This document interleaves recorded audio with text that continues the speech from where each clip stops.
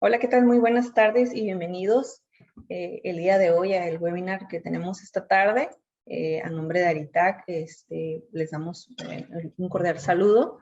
El día de hoy tenemos el tema de efectos laborales y fiscales del REPSE. Nos van a estar acompañando la contadora Norma Robles y el licenciado Carlos Martín del Campo. Y me gustaría pues presentarles. Norma Robles es licenciada en Contaduría Pública, egresada de la Universidad Autónoma de Baja California. Cuenta con certificados en Contaduría Pública y especialidad fiscal, así también como acreditaciones para determinar en materia de Seguro Social, Número e Infonavit. Cuenta con más de 25 años de experiencia en Seguro Social y Capital Humano. Actualmente ella es socio director de la firma Robles Ulloa y Asociados. Bienvenida, Norma. También nos acompaña el licenciado Carlos Martín del Campo. Él cuenta con más de 20 años de experiencia en Derecho Laboral. Su área de especialización incluye la implementación de estrategias laborales para asuntos individuales y sindicales. Se especializa también en litigio ejecutivo y trabajadores expatriados, así como en temas de cumplimiento corporativo. Nos acompaña de la firma Baker McKenzie. Bienvenido, Carlos. Bueno, los dejo con Carlos y Norma. Esperamos que esta información les sea de mucha utilidad. Muchas gracias. Pues buenas tardes a todos. Un gusto participar en este webinar con Aritac. Es un tema, pues, muy importante y de mucha relevancia ahorita con todo lo que está pasando con lo de subcontratación. Entonces, pues bueno, la reforma de subcontratación ya entró en vigor. Sabemos que se había estado hablando mucho de la ley, cuándo iba a entrar en vigor y de cuándo iba a ser publicada. Finalmente ya se publicó desde abril. A partir de ese momento, la subcontratación de personal, tal como la conocemos, es decir, la contratación de trabajadores para llevar a cabo actividades dentro de una empresa por conducto de un tercero, está totalmente prohibida.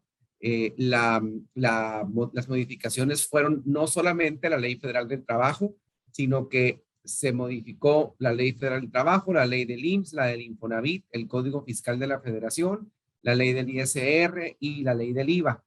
Yo les voy a hablar de la parte laboral y después la contadora Ulloa hablará de los temas fiscales, pero me gustaría empezar por hablar de la estructura de la nueva ley. Recordarán que en 2012 se hablaba se hizo una reforma laboral también y se incorporó los artículos 15A, B, C y D a la Ley Federal del Trabajo.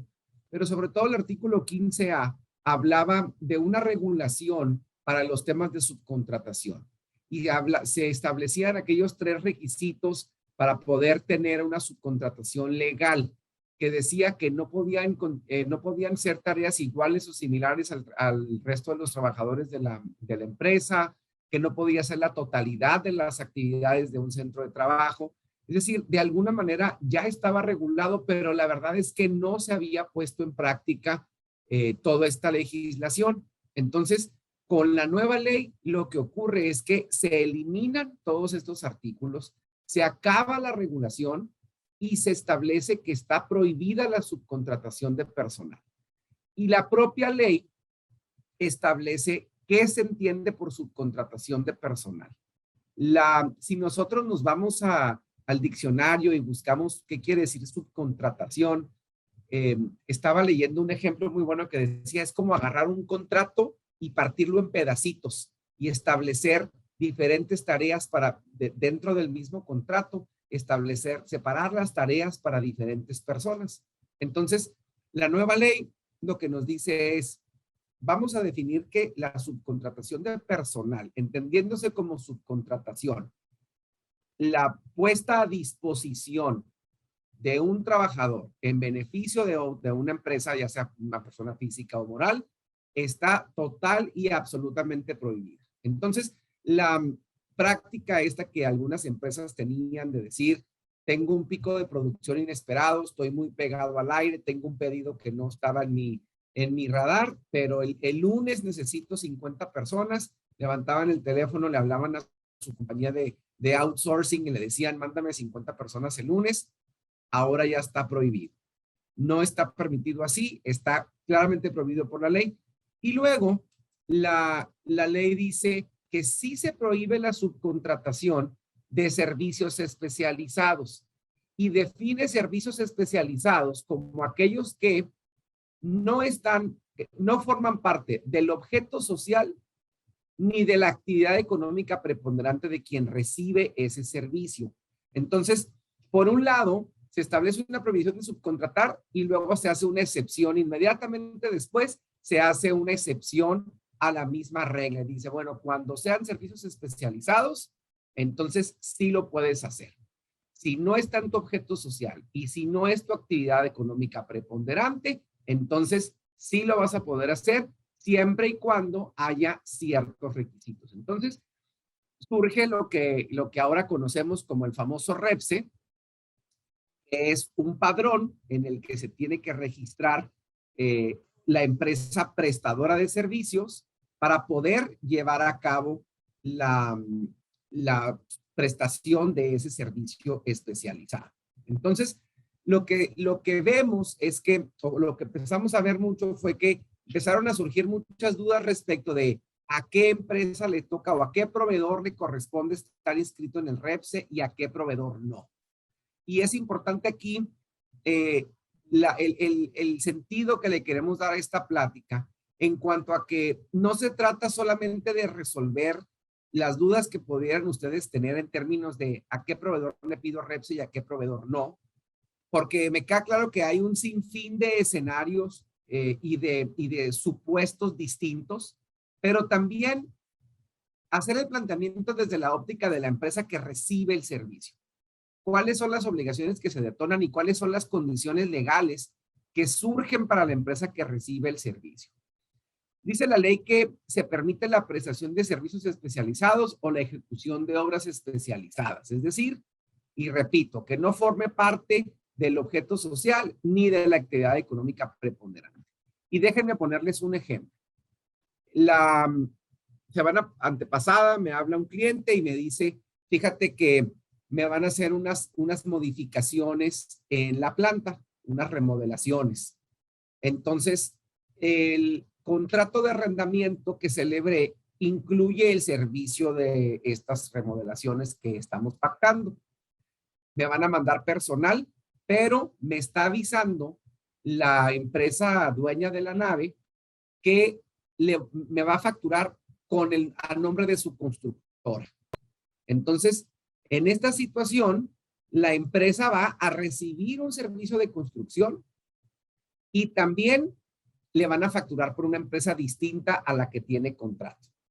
Entonces, ahí empezamos a identificar los diferentes momentos en los que surgen las distintas obligaciones. Dice la ley que es obligatorio tener un contrato por escrito.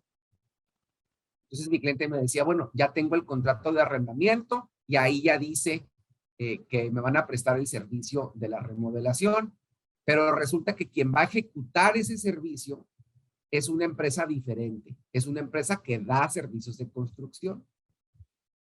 Y que como tengo dentro del arrendamiento, como se trata de un contrato de arrendamiento y no es un contrato de servicios, pues entonces no necesita REPSE. Entonces, ahí la situación es que primero, la empresa que va a prestar el servicio no es la empresa que está arrendando el inmueble. Entonces, con quien debemos tener un contrato por mandato de la ley es con la empresa que sí va a prestar el servicio. Dice la ley que necesitamos tener un contrato por escrito en el que se establezca el número de folio del REPSE y en el que se establezca también la cantidad aproximada de trabajadores que se van a poner a disposición del receptor del servicio.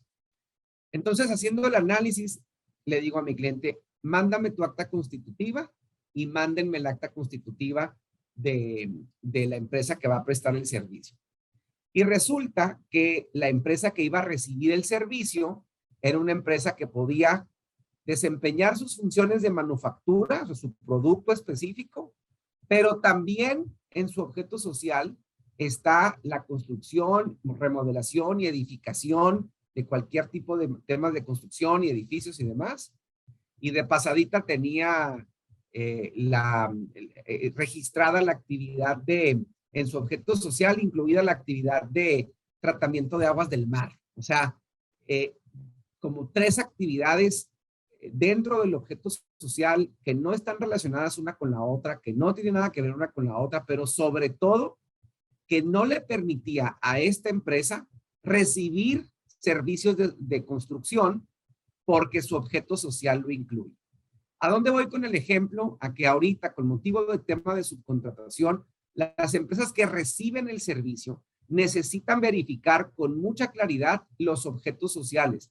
A veces los objetos sociales son muy antiguos, se establecieron cuando la empresa recién se estaba creando, a lo mejor era una empresa que se dedicaba a otra cosa y se compró el acta constitutiva. Es decir, hay un sinfín de motivos por los cuales el objeto social podría no ser compatible con el del proveedor.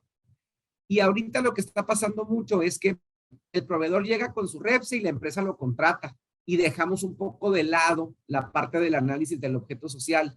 Y hay que recordar, y ahorita Norma va a hablar de ello, pero hay consecuencias tanto laborales como fiscales.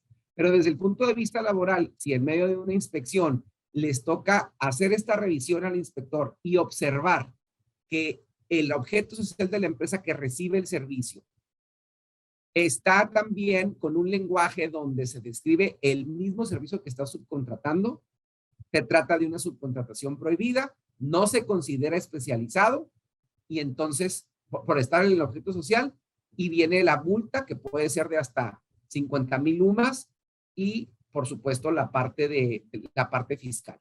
Ahorita que menciono las multas, bueno, ahorita voy a pasar a la parte de las multas. Entonces, la recomendación aquí, el ejemplo viene a colación por la parte de la revisión del objeto social y estar al pendiente también de que el REPSE se tiene que renovar cada 3 años. Ahorita está muy reciente todo este tema, todos los REPSE son nuevos, ahorita hay ya cada vez menos empresas que están pendientes con el REPSE, pero ahí nos hemos encontrado con una situación también que es como muy de ahorita, que está recién y que ampliaron el término hasta el 1 de septiembre. Las empresas que están prestando servicios deben de tener REPSE. Ya hubo, la ley se publicó desde abril, la plataforma del REPSE se abrió por ahí a mediados de mayo, la fecha límite original el 1 de agosto, lo movieron al 1 de septiembre, ya no hay prórrogas, ya no hay treguas, ya es ilegal estar prestando un servicio sin REPSE, un servicio especializado sin REPSE. Si alguno de sus proveedores, de los que sí les toca REPSE, todavía no lo tiene autorizado, es importante que prescindan de ese servicio y es importante también identificar por qué a ese proveedor no le han dado el REPSE. Hay varios motivos con los cuales nos hemos encontrado. Hay empresas que todavía siguen en la línea de a este proveedor no le toca REPSE, no se lo pido, no me lo trae, el proveedor me dice que no me toca REPSE y entonces ya con eso es suficiente. O le llevan una carta de su abogado diciendo, es que aquí está el análisis técnico de mi abogado, donde dice mi abogado que no necesito el REPSE. Para la Secretaría del Trabajo y para el SAT no va a ser suficiente una carta de un abogado diciendo por qué no le corresponde el REPSE. Además, mucho de lo que hemos visto es que las empresas están los análisis legales se están estableciendo bajo el tema de consideramos que no nos toca el REPSE porque los empleados no están a disposición porque no reciben instrucciones de la empresa que recibe el servicio. Y ahí la gente de la Secretaría del Trabajo ha sido pues muy enfática en establecer que el hecho de que no tengan, el hecho de que estén recibiendo instrucciones o no, no por ello implica la puesta a disposición, sino que más bien se está tomando como base el hecho de que el personal del proveedor se encuentre físicamente en el domicilio de la empresa. Entonces, es muy importante hacer esa diferencia y establecer claramente a quién le toca REPSE y, bueno, tener el contrato con todos los requisitos que ya mencioné. Pero también es muy importante identificar a quién no le toca REPSE. Al que no le toca REPSE es muy importante no tenerlo porque la empresa que contrata un servicio, ojo, no su contrato personal para prestación de servicios especializados, sino que su contrato directamente un servicio. Ese contrato está regido por otra ley, tiene otras implicaciones, conlleva otras obligaciones que no están reguladas por la Ley Federal del Trabajo. Es importante identificar con mucha claridad cuando no les toca REPSE. En primer lugar, porque se detonan una serie de obligaciones de reportaje, una serie de obligaciones y documentos que tiene que estar mandando el proveedor a la empresa para poder hacer las deducciones y demás. Ahorita no voy a hablar de eso, pero también desde el punto de vista laboral se queda muy clara la responsabilidad solidaria.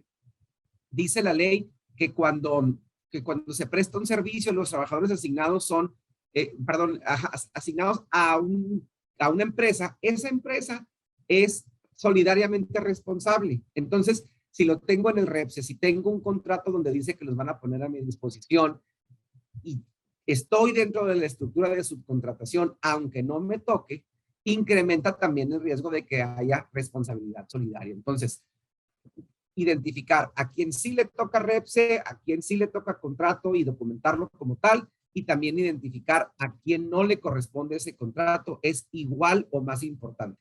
Y así evitamos estar mezclando las diferentes escenarios. No es obligatorio tener conforme a la Ley Federal del Trabajo, no es obligatorio tener contrato con los que no les toca REPSE, precisamente porque no está regulado por esta ley, pero es muy importante y recomendable sí tenerlo para que quede claramente descrito por qué no están puestos a disposición, por qué no les corresponde REPSE y las obligaciones corresponden a un contrato distinto, ¿no? Y déjenme ponerles un ejemplo también. Hace unos días revisaba un contrato que iba a celebrar un cliente con una agencia de viajes, por ejemplo, para todo el tema de control de viajes de sus ejecutivos y trabajadores y demás. La persona, bueno, es un contrato entre la empresa, que es una maquiladora, y una agencia de viajes. La agencia de viajes, por el volumen que tiene esta empresa, más o menos dedica el tiempo de un trabajador más o menos el 30 o 40%. O sea, mucho trabajo le pasan. Y entonces le piden que tenga por cuestiones de confidencialidad y demás, le piden que la persona de la agencia de viajes que vaya a estar atendiendo a este cliente tenga una cuenta de correo electrónico de la empresa, no de la agencia de viajes. Pero la persona trabaja o en la agencia de viajes o en su casa. Ahorita por COVID trabaja en su casa. Entonces, la pregunta que había era si le tocaba REPSE o no le tocaba REPSE, si era un servicio que se podía prestar o no, etcétera. Y bueno, evidentemente, si la empresa que recibe el servicio es una empresa de manufactura y la empresa que presta el servicio es una agencia de viajes, entonces sí se puede, en el análisis de subcontratación, sí se puede llevar a cabo el contrato. Pero la realidad es que no hay gente puesta a disposición de la empresa. Trabaja en ese domicilio. Por supuesto que no sigue instrucciones ni nada. Ya hablamos de que las instrucciones no es el tema toral, pero el caso es que no recibe instrucciones. O sea, ahí la respuesta es no corresponde a REPSE y entonces la recomendación es que el contrato lo indique así, ¿no? Que no corresponde al REPSE, explicar por qué y en caso de revisión de la Secretaría del Trabajo o del SAT, hay suficiente soporte de por qué no estamos ante una relación de subcontratación. Pocas empresas transfirieron empleados, por lo menos en la industria maquiladora, que es la mayoría de la gente que está conectada acá. Pocas empresas presentaron o hicieron tema de transferencia de empleados, pero para quienes sí lo hicieron, hubo un término para hacer la sustitución patronal sin la necesidad de hacer transferencia de bienes. Parte de los cambios a la ley establece que se deben de transferir junto con los empleados los bienes afectos al negocio. Es decir, no solamente transferir trabajadores de una empresa a otra, sino hacerlo con todos los implementos del negocio. Si se hacía dentro del término de 90 días contados a partir de la entrada en vigor de la ley, entonces quedaban exentos del tema de la transferencia de activos. Les digo, la mayoría de las empresas no lo hicieron.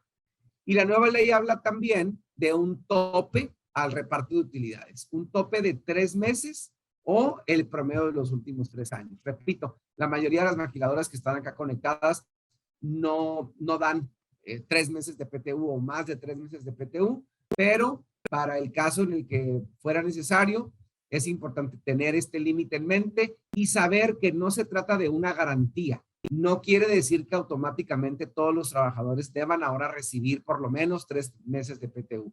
Es al revés, es por lo más 3 meses de PTU. No tienen que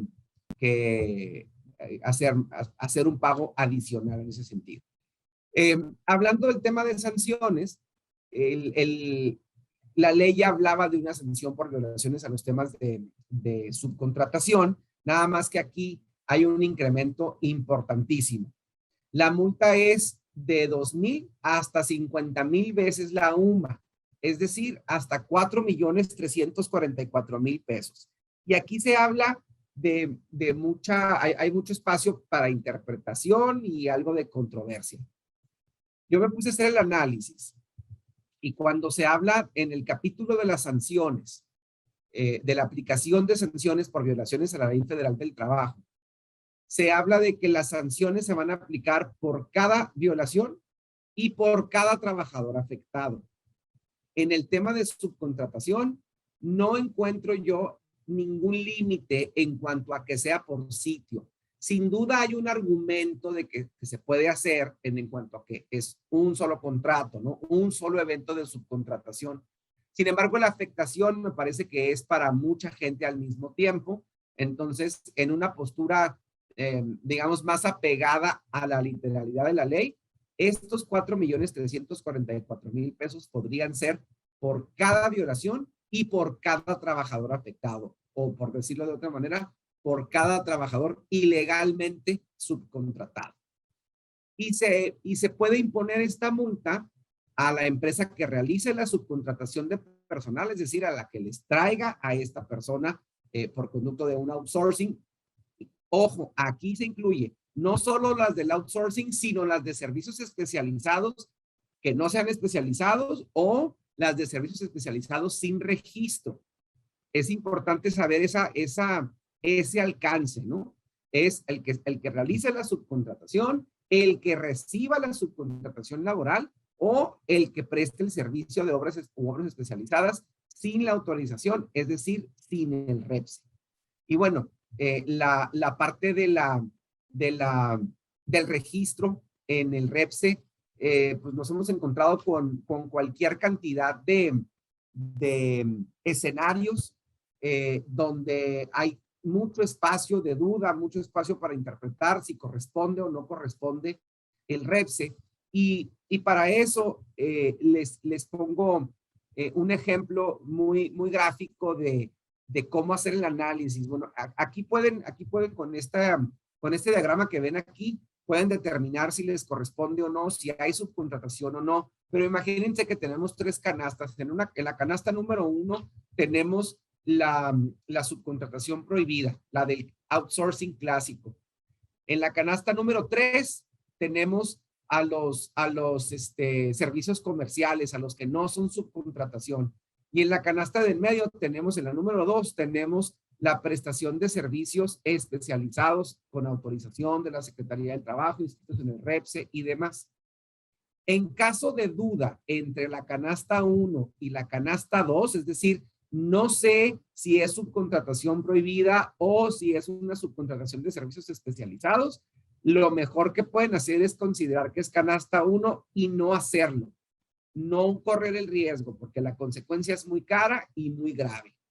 Si tienen dudas entre si es un servicio especializado que deba estar registrado ante la Secretaría o uno que no le corresponde el servicio porque es un servicio comercial totalmente, escojan canasta 2. Ante la duda es mejor, en este tema de subcontratación, ante la duda es mucho mejor irse a la parte más conservadora porque la consecuencia legal es muy cara, como les decía, y muy grave.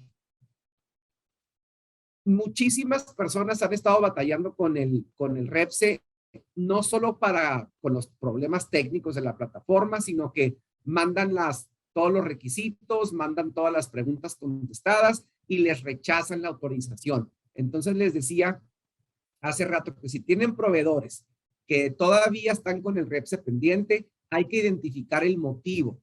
Hay empresas que no lo han solicitado porque consideran que no les toca. Hay empresas que lo solicitaron y simplemente no les han respondido.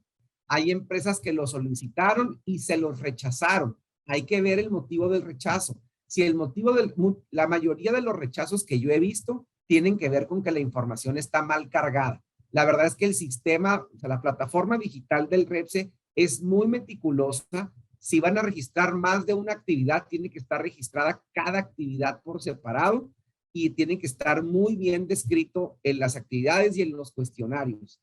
Si ponen todo en una sola actividad porque está en un solo rubro del objeto social, el sistema lo rechaza y hay que volverlo a presentar.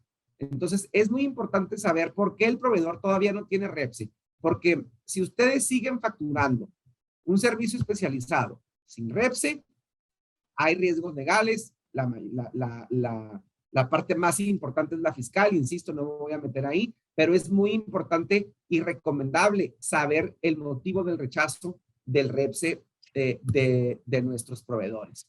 Entonces, algunas recomendaciones. Es importante dar seguimiento al desarrollo de esta ley. Vamos a empezar a ver esta parte de la publicación de la ley y el registro en la plataforma del REPSE es como etapa 1 de todo este proyecto para la Secretaría del Trabajo. La etapa 2 tiene que ver con las inspecciones. Ahorita, ayer o antier salió una nota en el sentido de que todavía no van a empezar con esas inspecciones, pero es importante identificar todos los esquemas de insourcing en caso de que los tengan, todos los esquemas de outsourcing. Muchas empresas de subcontratación están con esquemas muy creativos o diciendo es que no somos outsourcing por A, B, C, X, Y y Z. Todo lo que sea subcontratación prohibida o que parezca, es decir, un acto simulado, está igual de penado, igual de cara a la multa o más. Entonces es importante hacer esos análisis con mucha claridad.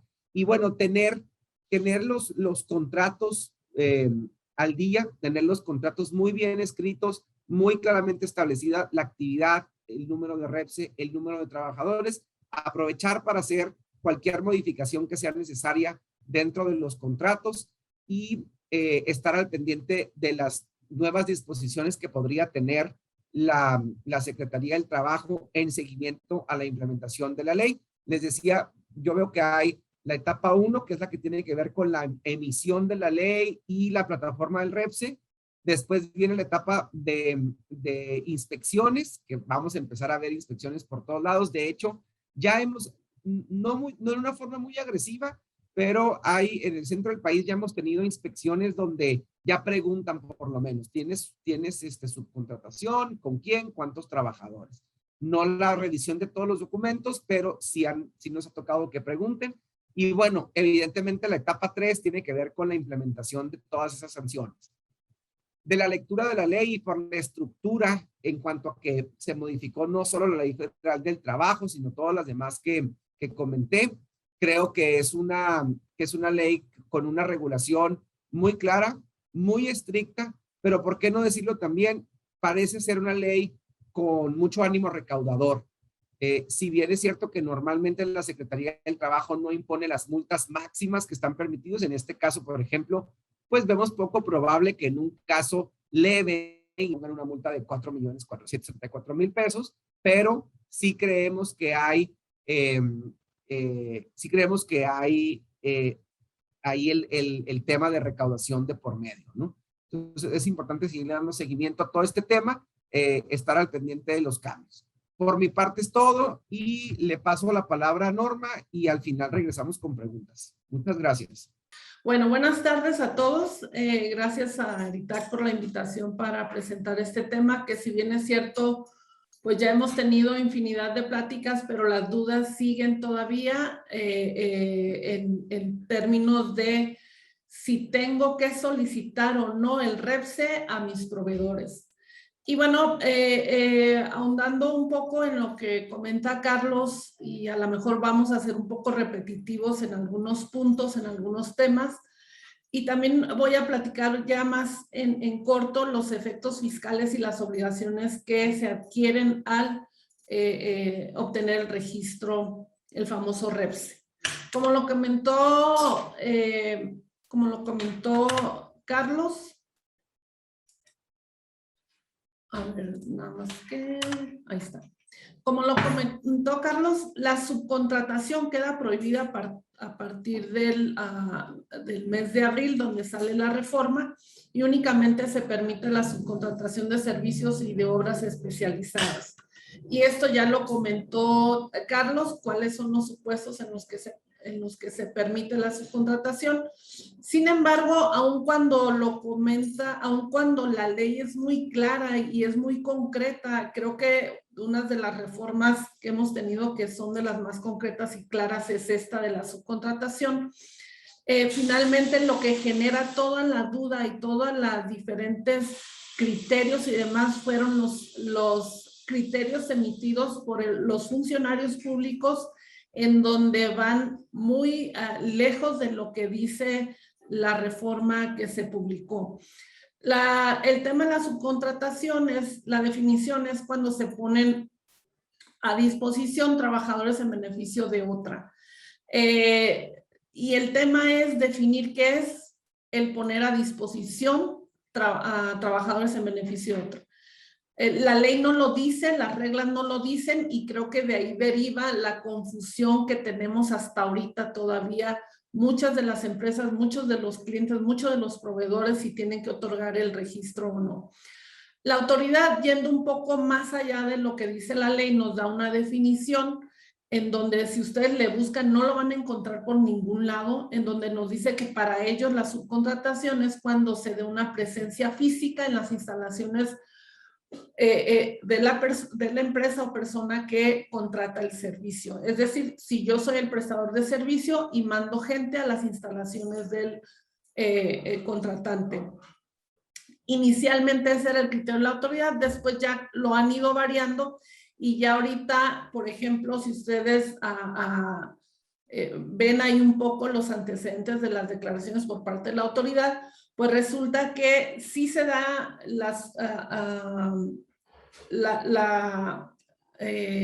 poner a disposición personal, se da cuando ya tengas una presencia periódica, con más tiempo dentro de las instalaciones del contratante. Y entonces van variando los conceptos que emite la autoridad. En resumidas cuentas, y creo que la duda fundamental que tenemos es qué significa el poner a disposición trabajadores en beneficio de otra. Creo que sí fue necesario, sí, ahorita ya como están las cosas, sí era necesario que la autoridad definiera este concepto dentro de las reglas que se emitieron para todo lo que tiene que ver el tema del registro. No hay una definición de todo este enunciado proporcional o poner a disposición no hay una definición como tal. Sin embargo, sí nos podemos ir a definir qué es lo que significa cada una de las palabras. Proporcionar o poner a disposición significa el que yo te doy, el que yo te procuro, el que yo te facilito y el que yo te proporciono para que tú los utilices en beneficio de lo que más te convenga. Y entonces, esa es la definición. Y si yo me voy a revisar los criterios que ha emitido la autoridad, en el sentido de que poner a disposición significa que estés en las instalaciones de la persona que te contrató, bueno, pues ya nos crea un problemón a muchos de los proveedores de servicios. El ejemplo que siempre pongo es el ejemplo nuestro, el de los contadores. Nosotros, cuando hacemos auditorías, pues vamos a las instalaciones de las empresas 2, 3 semanas, y esto es a lo mejor en un lapso de un mes, y a lo mejor regresamos posteriormente otras 3 semanas, y etcétera. Y entonces, bajo el criterio de la autoridad, se pudiera entender que nosotros los contadores pues tendríamos que tener un registro, lo cual lo hace absurdo, porque nosotros no ponemos personal en beneficio de la persona o la empresa que nos está contratando. Entonces, hay que definir bien qué es lo que significa proporcionar o poner a disposición de. Las acciones que se tomaron, vemos empresas que tuvieron decidieron obtener el registro porque efectivamente estaban bajo el supuesto de poner a disposición personal, porque sí, al ponían a disposición el personal y la empresa que los recibía tenía las facultades de mando, de coordinación, etcétera. Y entonces ahí la obtención del REPSE es válido. Algunas otras decidieron no obtenerlo porque, bueno, evidentemente no había ese concepto de poner a disposición el personal el personal en beneficio del que los estaba contratando. Era un servicio o era la ejecución de una obra normalito sin entrar al concepto de servicios especializados.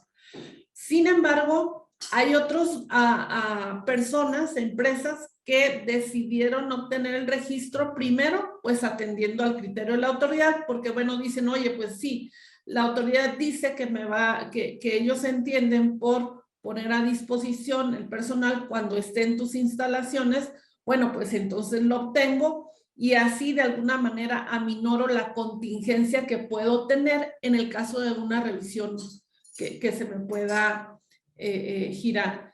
También se da porque hubo empresas en donde la política que adoptaron fue, oye, yo no sé si sí o si no lo tienes que tener, pero ahora sí que más vale que sobre y no que falte, yo le pido el REPSE a todos mis proveedores en general. Y entonces, pues evidentemente el proveedor se vio en la necesidad, aunque no estaba obligado a solicitar el registro. Algunos otros también dijeron, bueno, pues es que soy tu proveedor, pero mira, para transmitirte confianza de que cumplo en mis obligaciones fiscales, pues te lo transmito a través de la obtención del REPS. Recuerden que para transmitir esa confianza al cliente, de ser un contribuyente cumplido, pues no necesitas el REPS, se necesitan las opiniones de cumplimiento que cada una de las autoridades te da, el SAT, el Seguro Social, el Infonavit, etcétera. Y algunos otros dijeron, bueno, por si sí o por si no lo tramito y si lo ocupo ya lo tengo y si no, pues ahí está guardadito. Estos últimos 4 supuestos en los que se obtuvieron los registros, sí hay que tener mucho cuidado y revisar si efectivamente estuve obligado a obtenerlo. ¿Por qué? Porque el tener el registro tiene consecuencias, tiene obligaciones que atender.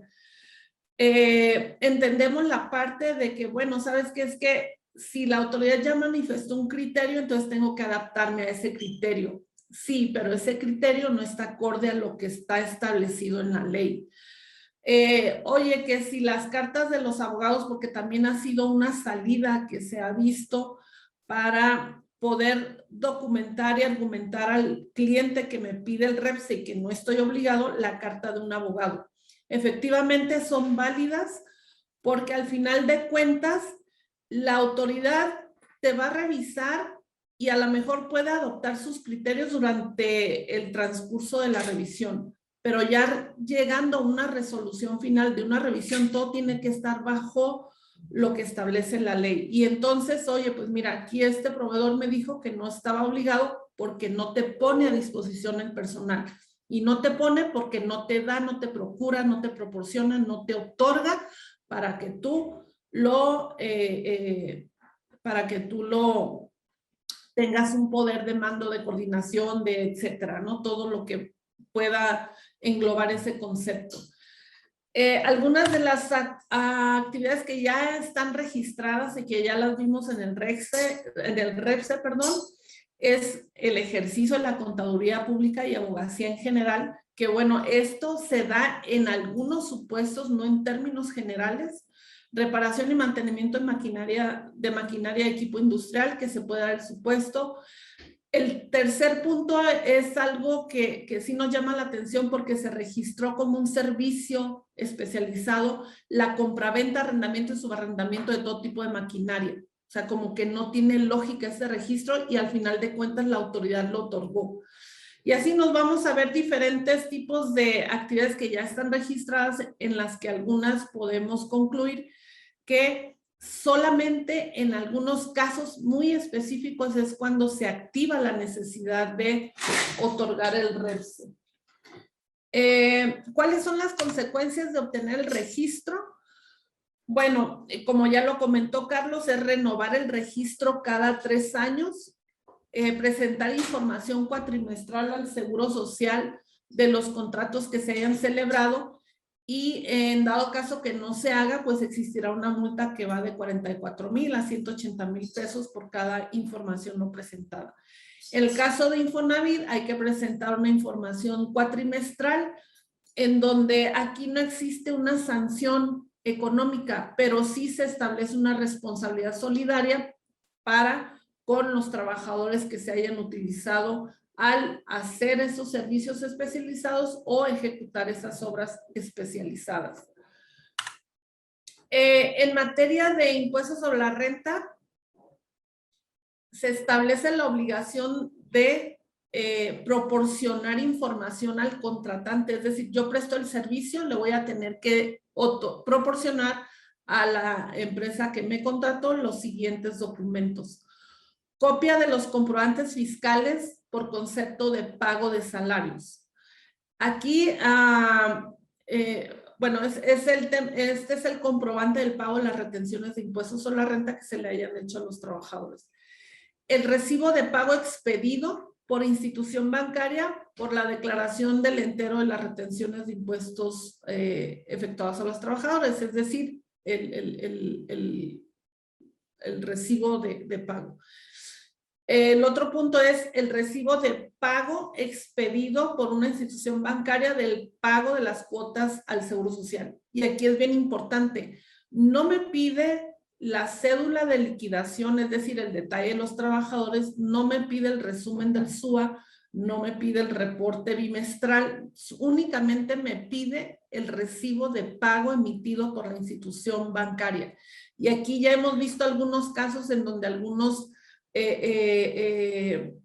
algunas empresas que contratan estos servicios están solicitando todo el detalle de las cuotas obrero-patronales pagadas al Seguro Social.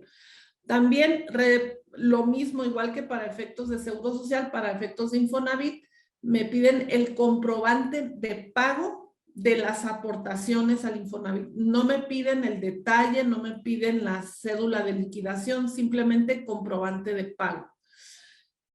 En materia de IVA, tengo la obligación de entregar la copia de la declaración donde se manifieste el IVA, en donde también, y bueno, esta declaración va a corresponder al periodo en donde se hizo el pago de la contraprestación y por lo tanto se tuvo la obligación de trasladar y en su caso acreditar el impuesto. Y esta obligación se tiene que cumplir a más tardar el día último del mes siguiente, aquel en que se haya efectuado el pago de la contraprestación o de los honorarios. ¿Qué pasa si yo no entrego esta información? Y esto sí es bien importante que lo tengamos en mente. Si la empresa que yo contraté no me entregó esa información al cierre del mes siguiente, entonces tengo que darle efectos de reversa al impuesto acreditado y por lo tanto tendré que disminuir el IVA acreditable y pagar en su caso la diferencia o el impuesto que en su caso se acreditó de más. Esta obligación, darle reversa, pues obviamente todos sabemos se presenta a través de una declaración complementaria. Esta obligación de proporcionar es de la persona que presta el servicio especializado o realiza la obra especializada, pero también hay una obligación por parte de quien recibe el servicio de solicitar esa información. ¿Cuáles son las consecuencias de no entregar esta información? Hay una multa de 150,000 a 300,000 pesos por cada obligación no cumplida de entregar la información. También algo que no tenemos en el radar, muchas empresas no tienen en el radar, es el tema de los impuestos estatales de nómina. Cuando tenemos empresas que nos prestan servicios especializados en otros estados, puede existir la obligación en estos otros estados efectuar retenciones cuando se trata de prestadores de servicios de personal. O también puede establecerse una obligación de presentar declaraciones informativas por los pagos efectuados en materia de prestadores de servicios de personal. Y eso es bien importante también hacer mención que las legislaciones actuales estatales hacen referencia a los prestadores de servicios de personal que estaban definidos conforme a la ley anterior, no conforme a la ley nueva. Entonces, falta una adecuación en estas leyes estatales. También es importante comentarles que el hecho, lo comentamos en un inicio, que algunas empresas y derivado de los criterios que ha emitido la autoridad, algunas empresas decidieron obtener su registro y con ello, con la obtención del registro, se da a entender y está más que claro que yo presto un servicio u obra especializada en la que se involucra el tema de poner a disposición personal y por lo tanto es el concepto de subcontratación. Hay que tener mucho cuidado porque entonces en estos supuestos en donde yo decidí ir por el registro para ir acorde al criterio de la autoridad o porque la empresa, mi proveedor, mi cliente me lo solicitó, etcétera. Si yo lo solicito, quiere decir que la figura que yo estoy prestando ahorita es de subcontratación. Y entonces la autoridad me puede cuestionar hacia atrás. Oye, hacia atrás quiere decir que también tu esquema era de subcontratación de personal. Y si no lo tenías declarado como tal y no cumplías las obligaciones como tal, pues ahí puede haber una discrepancia en el actuar por parte del prestador del servicio. Por eso es bien importante definir y dejar bien claro si efectivamente estuve o no obligado al REPSE.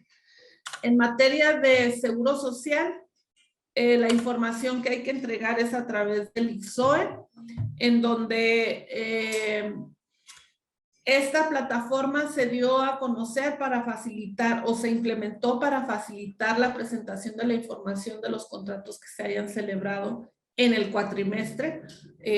Recordarán que esta es una información, la obligación es de presentar la información de manera cuatrimestral y entonces la obligación es presentar la información de los contratos que se hubieran celebrado en ese cuatrimestre. Los plazos que tenemos es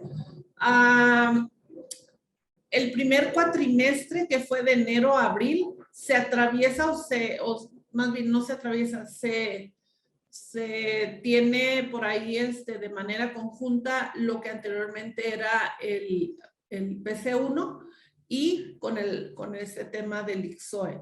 ¿Por qué? Porque acuérdense que anteriormente presentábamos de manera trimestral la información de los contratos celebrados y ahora son cuatrimestrales. Y entonces, derivado de la entrada en reforma que fue a partir del 24 de abril, por el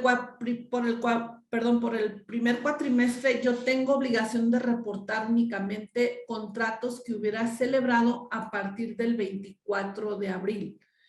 Y el primer cuatrimestre entonces comprenderá información del 24 al 30 de abril. El vencimiento era el 23 de julio, sin embargo hubo una prórroga a partir una prórroga que vencía el 1 de septiembre, por lo tanto el 1 de septiembre yo debí de haber manifestado todos los contratos que se firmaron entre el 24 y el 30 de abril. Aquí hay un problema que tenemos porque hay algunas empresas que dicen, oye, yo ya tenía contratos celebrados y aquí quizás Carlos nos pueda ayudar en el tema de la autoridad en los famosos cuestionarios o preguntas y respuestas en donde también intentan regular todo este tipo de cuestiones del REPSE. La autoridad dice, oye, si tú ya venías trabajando con contratos anteriores, entra en vigor la nueva reforma. Si ya estaban celebrados esos contratos, ya no hay obligación de reportarlos del 24 al 30 de abril, porque no son contratos firmados en este periodo. Habrá que ver si esos contratos firmados con anterioridad, a la luz de un concepto de subcontratación distinto, no había necesidad de hacerle alguna adecuación, alguna adendum, inclusive firmar nuevos contratos que nos hicieran, que nos activaran la obligación de reportarlos en este primer cuatrimestre. Y bueno, el segundo cuatrimestre, que es de mayo a agosto, ya se vence en su plazo normal, que es del 17 de septiembre y así sucesivamente por cada cuatrimestre. La información, el proceso que se tiene que hacer, el ICSOE nos permite registrar los servicios, permite registrar a la empresa como obligada, pero también permite registrar un usuario, que es el que va a capturar todos los datos de los contratos.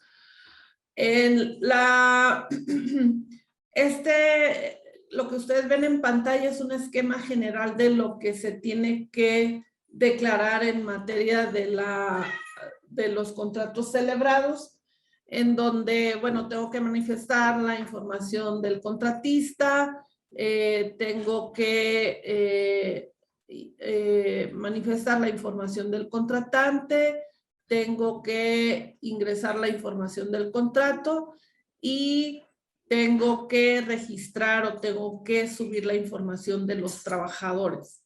Y entonces, este es más o menos el esquema general del ICSOE.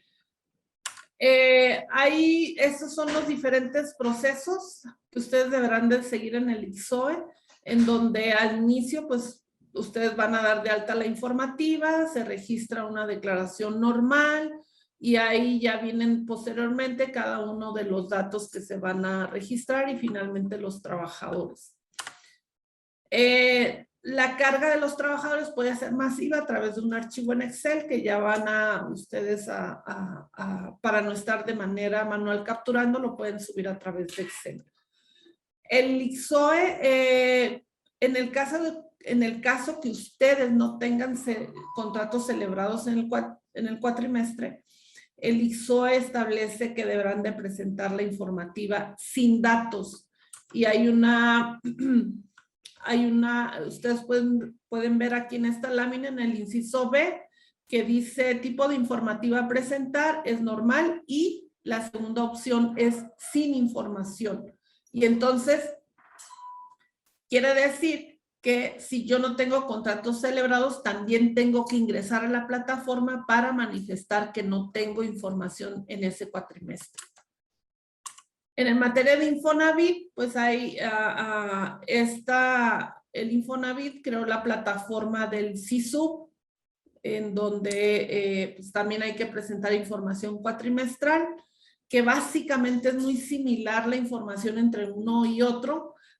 Quizás es un poco más detallada la información del Infonavit. Y bueno, aquí yo creo que le hizo falta a la autoridad crear una sola obligación para ambos institutos en lugar de enviar información para Seguro Social y también para Infonavit. Los vencimientos, el problema lo tenemos en el primer cuatrimestre porque las reglas decían que se tenía que empezar a enviar la información una vez que la Secretaría del Trabajo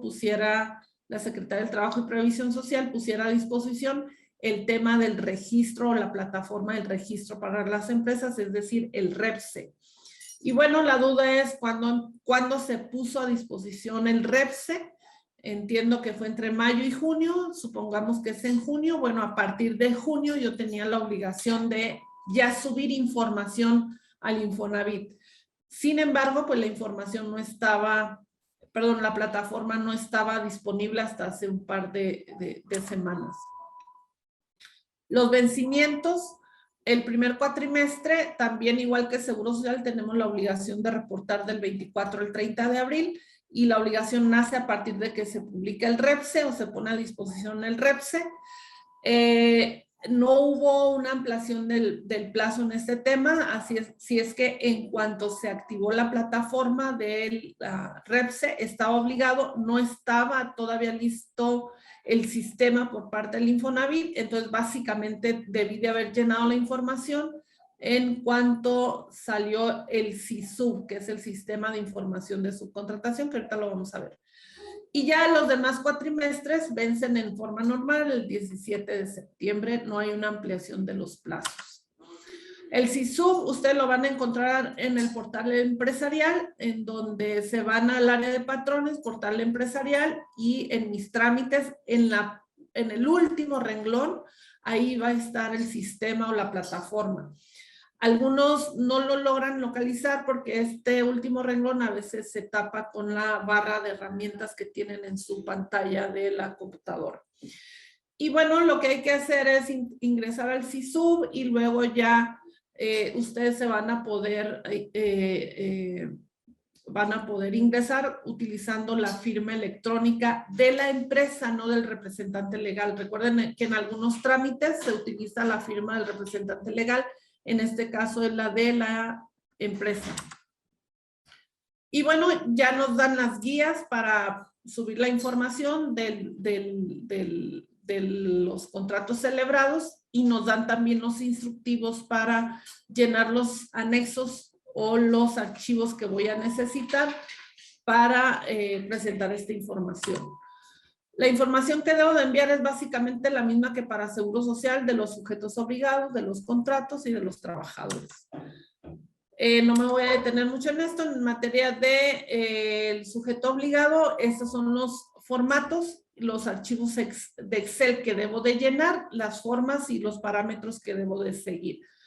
Es tanto la información del sujeto obligado y de los contratos de servicios que se celebraron en ese cuatrimestre. En materia de los trabajadores, la información es mucho más detallada, en donde me piden incluso manifestar el monto de las prestaciones que le pagué a los trabajadores, si fueron fijas, variables, si se integraron al salario, si no se integraron, si hubo días de incapacidad, si hubo prestaciones variables que no se integraron al salario. Nos pide un monto de salarios no excedentes al valor de la UMA, que también ahí es un tema no muy bien definido, porque los que nos dedicamos a estos temas de seguro social, pues sabemos que son los famosos topados, pero si nos ponemos a leer, pues resulta que no es precisamente la información de los topados. Esto es básicamente la información que se requiere para efectos de Infonavit y Seguro Social.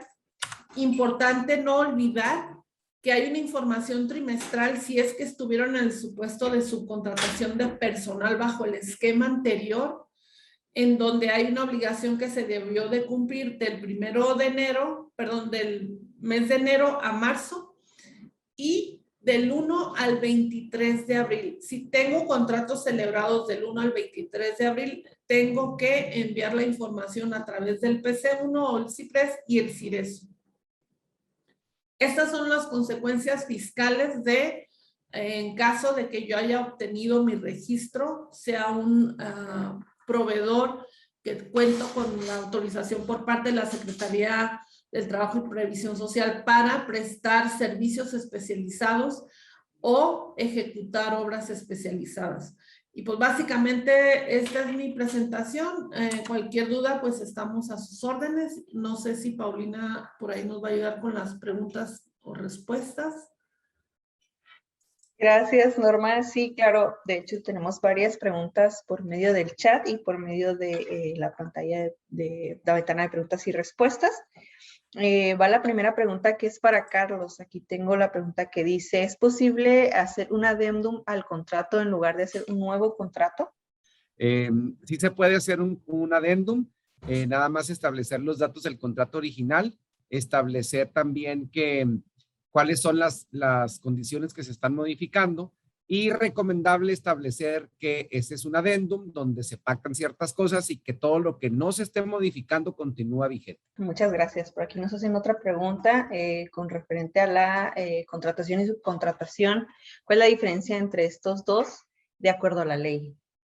La ley como tal no establece una diferencia específica.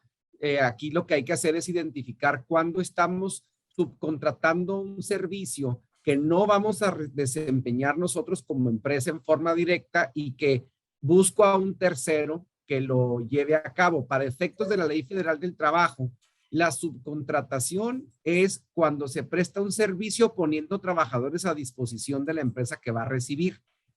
Se entiende, y bueno, y la subcontratación por sí sola está prohibida, solamente se autoriza la subcontratación de servicios especializados. La contratación de un servicio, visto al revés, es contratamos un servicio que no es subcontratación cuando no nos ponen personal a disposición. De hecho, por aquí, entre la lista de los servicios que todavía quedan en duda sobre si aplican o no en REPSE, uno es precisamente el de guardias de seguridad, y nos hacen la pregunta, ¿qué pasa si yo los contrato directamente, si mi actividad preponderante no tiene relación con el área de seguridad? Yo creo que es un poco de lo que estabas explicándonos ahorita. Sí, aquí el análisis es un poco al revés.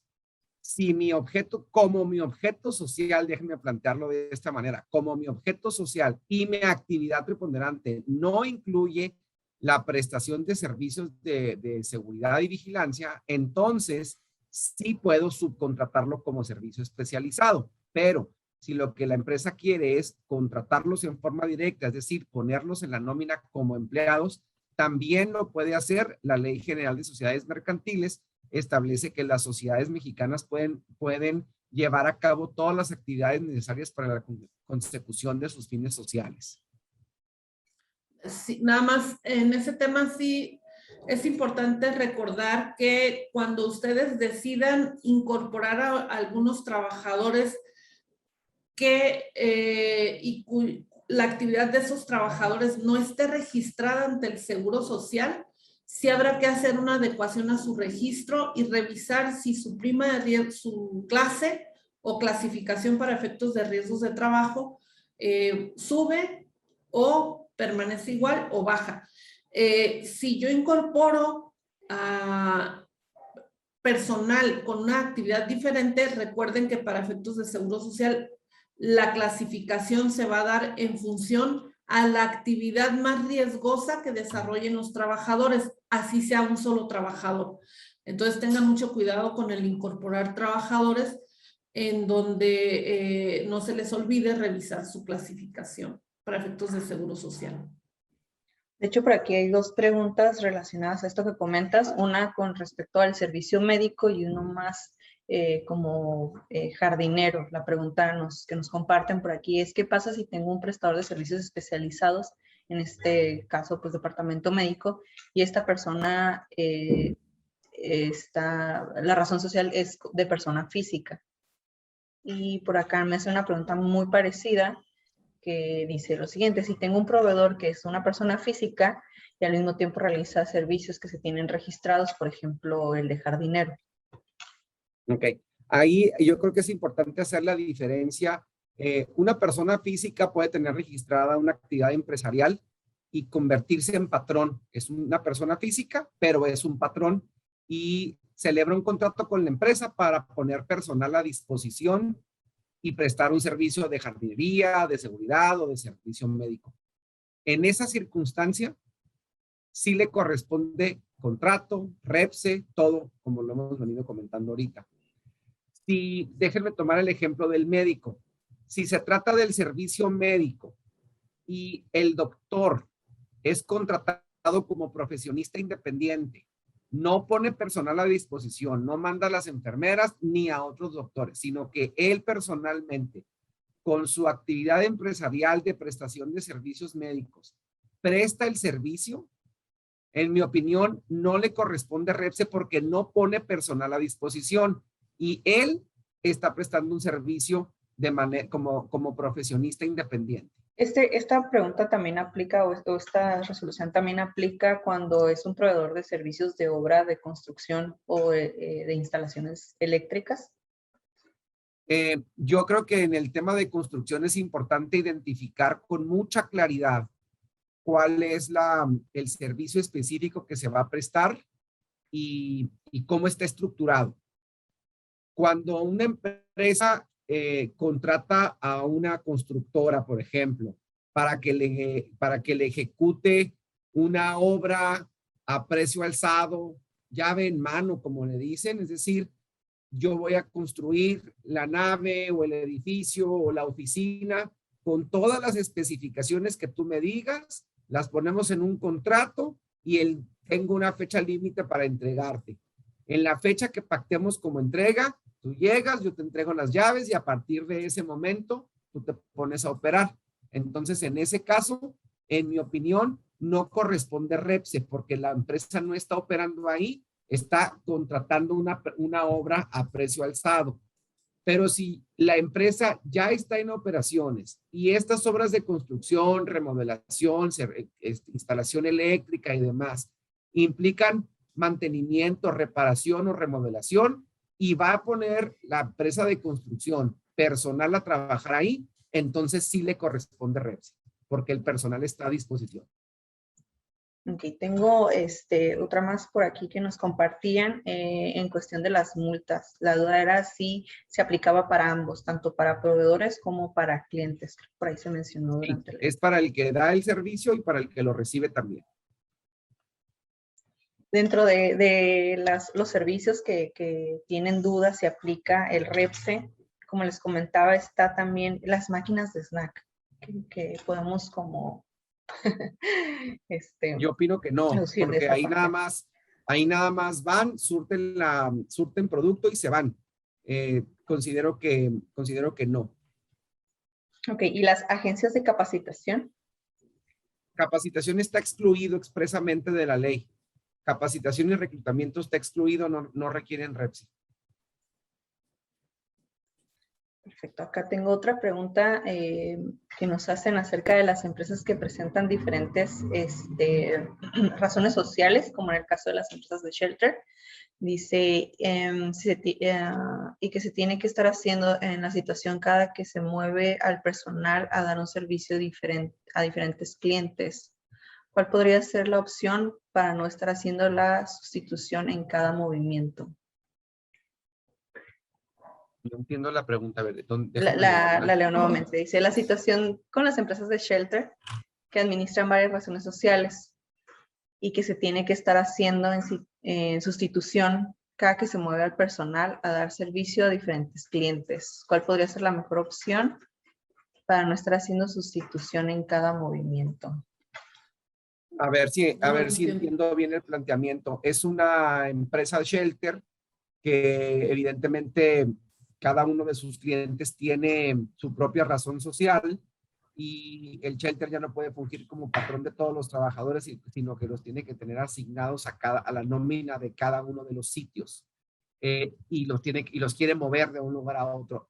Típicamente las únicas opciones de transferencia de personal son sustitución patronal, que tiene sus pros y sus contras por el tema de responsabilidad solidaria y ahora de acuerdo con la nueva ley hay que transferir activos también para que tenga validez la sustitución.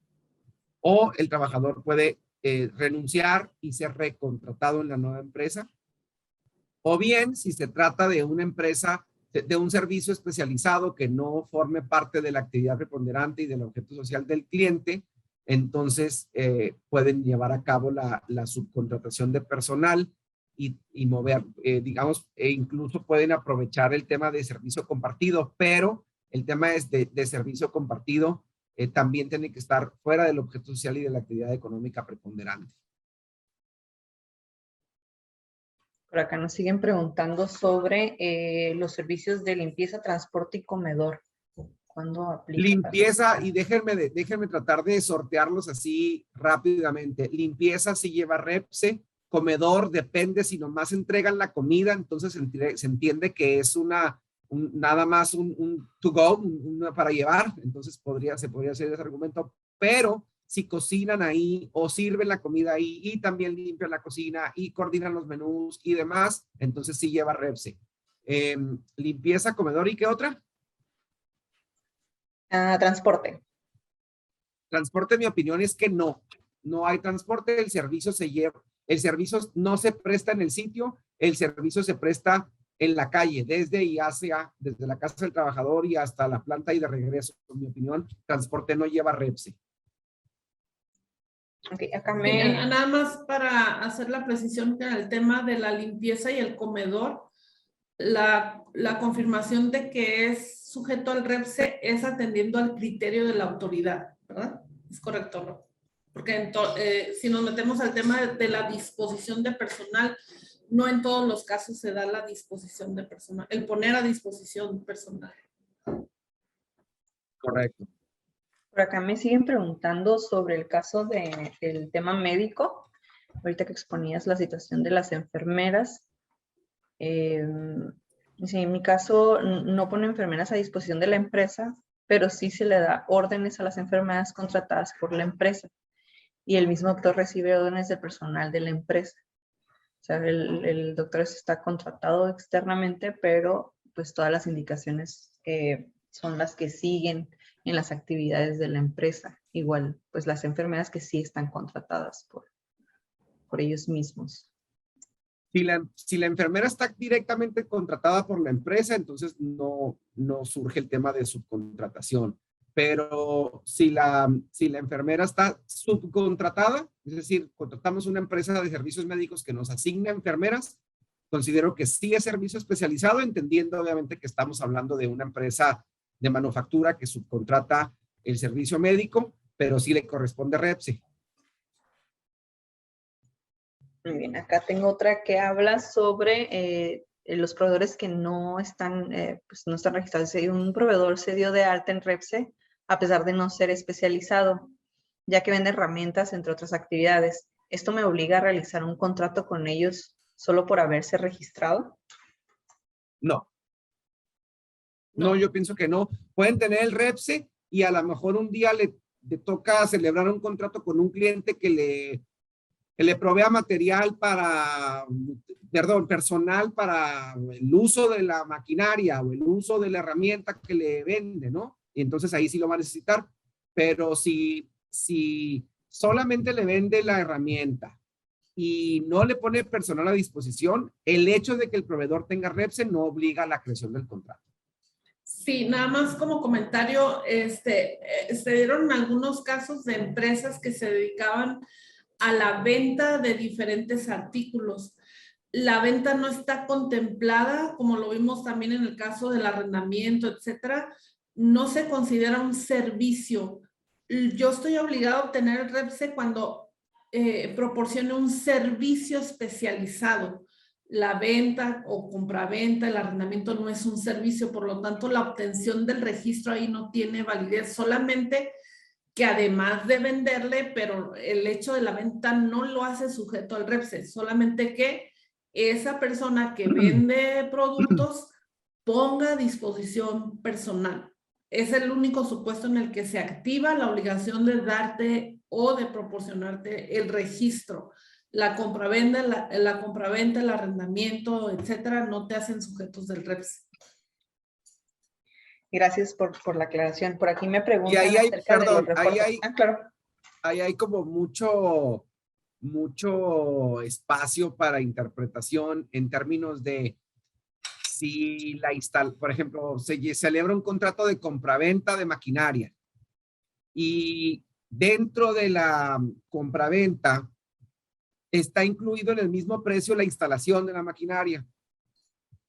Hay mucha controversia respecto de si el servicio de instalación debería llevar REPSE o no. Hay quienes dicen que no lleva REPSE porque no es la prestación de un servicio propiamente, sino que es el cumplimiento de una obligación contractual derivada de la compraventa. Y hay quienes dicen que sí lleva REPSE porque está el servicio incluido. Yo opino que hay que ver cómo se presta el servicio y cuáles son las condiciones del contrato para poder determinar si corresponde el REPSE o no. Perfecto, muchas gracias. Por acá nos hacen una pregunta acerca de los reportes. Me comentan, en mi caso, yo estaba celebrando con anterioridad de la publicación de la reforma, es decir, antes del 23, pero la duda es si tiene la obligación de presentar los reportes a través de ICSOE Y quiere saber también cuáles son las fechas para presentar esos reportes ante Infonavit. Bueno, ya lo vimos en la presentación.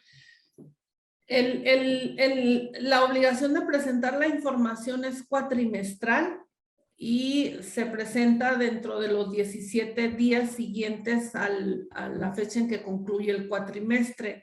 Es decir, cada 17, dentro de los primeros 17 días de los meses de enero a abril, pues se va a presentar mayo. De mayo a agosto se va a presentar en septiembre. De septiembre a diciembre se va a presentar, perdón, el que se concluye en diciembre se va a presentar en enero, 17 de enero. Es cada 17 del mes siguiente, aquel en que concluye el cuatrimestre. El problema lo tenemos en el periodo del primer cuatrimestre, básicamente en los días del 24 al 30 de abril. Si tengo contratos celebrados en ese periodo, pues evidentemente tengo que entregar la información. Si tengo contratos celebrados con anterioridad, celebrados con fecha anterior a la entrada en vigor de la ley, la autoridad a través, si ustedes revisan los cuestionarios o preguntas y respuestas que están en el REPSE, perdón, en el ICSOE, no están obligados a presentar la información porque no es un contrato firmado en este periodo. Lo que sí yo les recomendaría es revisar con sus asesores legales, jurídicos, etcétera, si ese contrato que ustedes tenían con anterioridad no tuvo que tener alguna modificación, alguna reestructura, alguna adendum que tuvo que haberse firmado en estos periodos del 24 de abril del 24 al 30 de abril, porque si ese es el supuesto, entonces probablemente sí estarían obligados al REPSE, pero antes de saber si estoy obligado a informar, y la duda nos va a surgir en estos días del mes de abril, del 24 al 30 de abril. La duda nos va a surgir por contratos que ya venían con anterioridad a la entrada en vigor de la ley. Norma, entonces en ese mismo sentido se podría entender que quien tiene que realizar el reporte, el registro ante ICSOE es el prestador. En todos los casos la obligación, ¿no?, es para quien se registra, proporciona el servicio. Ok. Acá nos hacen otra pregunta. Dice, a la empresa a la que se le rechazó el registro porque dice que el servicio u obra especializada que pretendió registrar no forma parte del objeto social y o resulta diferente o impreciso a la descripción de la acta constitutiva cargada en la plataforma, ya se revisó el objeto social y está igual. ¿Qué se puede hacer? ¿Hay algún lugar donde se pueda dar seguimiento con estas dudas sobre la Secretaría del Trabajo? Este motivo de rechazo yo creo que ha sido uno de los más comunes. La recomendación que podría hacer ahí es identificar si se puede separar el objeto social, aunque esté en un solo párrafo, separarlo en diferentes actividades y llenar un cuestionario por cada actividad. Eso es lo que nos ha funcionado cuando nos rechazan así. Hay un teléfono de la Secretaría del Trabajo, pero yo la verdad no lo tengo. Gracias, por ahí lo vamos a estar. De hecho, bueno, a lo mejor suena complicada la solución, ¿verdad? Pero en la Ciudad de México hay módulos que te atienden de manera personal y te resuelven los problemas que pudieras tener de manera personal, o sea, ya de manera directa. Porque a veces es complicada, pues que la llamada, que no te contestan, etcétera. No sé si en algunos estados hayan habilitado estos módulos y sé que en la Ciudad de México están habilitados y están atendiendo a todas las personas que han tenido problemas en los registros.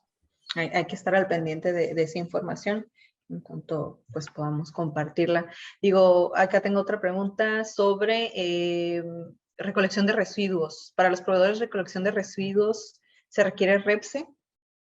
Me comentan aquí también para transporte de personal que toma ruta en las banquetas, en las instalaciones de la empresa. Como que es nada más. Transporte pienso que no. Y de lo de Colección de residuos, residuos.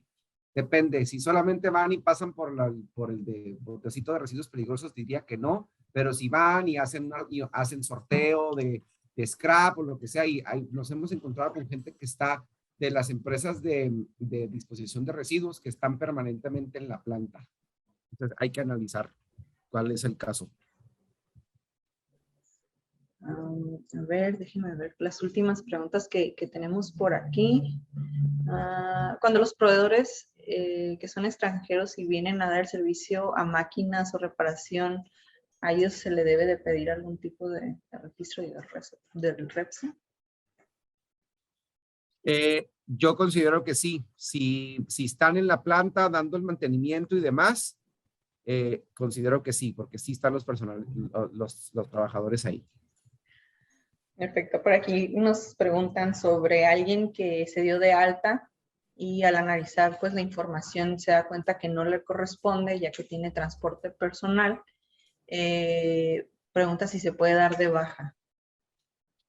De baja del REPSE, ahorita Sí. no se puede, pero tengo entendido que pronto va a haber, van a mejorar la plataforma para poder dar de baja y también para poder agregar actividades. Si no se puede dar de baja, entonces en 3 años se va a vencer en forma automática.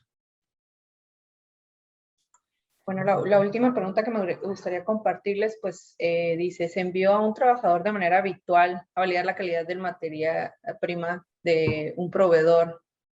¿Qué tendría que hacer yo por el registro del REPSE? Lo mandaron a un proveedor de manera virtual. Un trabajador. No, a Víctor. Normalmente mandan a este trabajador a hacer la validación del material de materia prima con el proveedor. Pero es trabajador de la empresa. Si es trabajador Sí. de la empresa y lo mandaron a hacer la revisión, está bien, ahí no hay obligación de REPSE. Pues bueno, creo que a mi parecer son todas las preguntas que tenemos por aquí. Yo no sé si tengan algún comentario de cierre, alguna última recomendación que quieran compartir para la membresía. Adelante, Norma. Bueno, aquí me voy a permitir, aquí hay una duda, un comentario que si existe algún sitio donde se pueda consultar un listado de quienes sí aplican y quienes no, entiendo con los de REPSE, el registro del REPSE. Puedes entrar a la página del REPSE y revisar el tema de los cuestionarios, preguntas y respuestas, y ahí te puedes dar una idea, pero estos cuestionarios están hechos bajo los criterios que adoptó la autoridad, no necesariamente que esté sustentado en ley. Y ahí vas a encontrar muchas actividades y ahí te van a decir si se requiere REPSE, no se requiere REPSE, pero insisto, son respuestas o son comentarios acorde a criterios que adoptó la autoridad y que nos los estuvieron difundiendo a través de las noticias, etcétera. Entonces, eso es lo que puedes hacer, revisar ahí en esas preguntas. Y ya nomás para cerrar, pues el tema sigue siendo complicado porque la autoridad nos generó un problema bastante serio en que la reforma, como lo comentó, como lo comentaron, finalmente es muy concreta, es muy, no tiene mayor lugar a dudas. Sin embargo, cuando la autoridad empezó a emitir sus criterios es cuando nos generaron todo este problema y todas estas dudas que todavía tenemos de que si debo de solicitar REPSE o no debo de solicitar REPSE. Entonces, sí, todos tenemos dudas en el tema de definir qué significa poner a disposición de. Y bueno, le vamos a seguir dando vueltas en tanto no exista una definición concreta dentro de las reglas para obtener el REPSE. Y creo que ahí es donde está todo el problema y donde se genera toda la serie de incertidumbre para los proveedores, clientes, etcétera. Gracias, Norma, por tus aportaciones. Carlos. Muchas gracias. Gracias por la atención y gracias por la invitación. Yo creo que es importante reconocer que esta es una ley nueva. Estamos en diferentes etapas de implementación. Es importante mantenerse informado de todos los aspectos que vayan cambiando. Conforme la ley se va implementando, van surgiendo diferentes escenarios que dan espacio para interpretación.